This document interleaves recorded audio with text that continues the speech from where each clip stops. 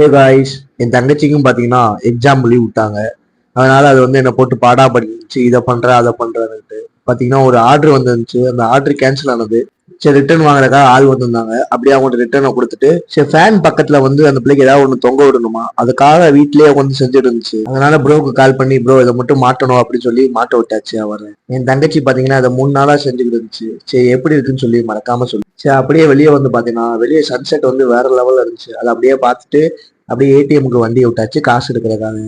அப்படியே போற வழியில பாத்தீங்கன்னா ஒரு பெரிய ஆக்சிடென்ட் ஆயிடுச்சு. அந்த ஆக்சிடென்ட்டை பார்த்துட்டு அப்படியே ஏதாவது சாப்பிட போவோம்னு சொல்லி ஒரு ஹோட்டலுக்கு வண்டியை விட்டாச்சு. ஹோட்டல் நேம் தான் மெடிசன் உணவகம். ஆனா எல்லாமே ஃபாஸ்ட் ஃபுட் தான். எங்களுக்கு தேவையானது எல்லாத்தையும் ஆர்டர் பண்ணிட்டு நாங்க இப்ப சாடுக்கு சாப்பிட ஆரம்பிச்சிட்டோம். ஆனா ஒருத்தர் மட்டும் பேச காமிக்க மாட்டேன்ட்டேன். ஆனா இவர் காட்டலாட்டி பரவாயில்ல, இன்னொரு ஆளை நாங்க வந்து வீடியோக்குள்ள சேர்த்துட்டோம்.